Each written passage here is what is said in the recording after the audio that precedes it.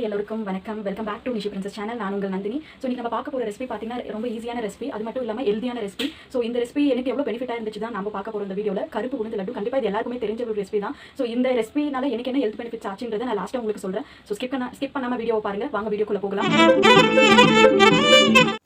1 cup கருப்பு உளுந்து மாவு, 1 கப் பவுடர் ஜாகரி, 20 முந்திரி, 150 கிராம் நல்லெண்ணெய், கருப்பு கவனி அரிசி 1/4 கப், ஏலக்காய் 10, banana powder, red banana powder 1/4 cup.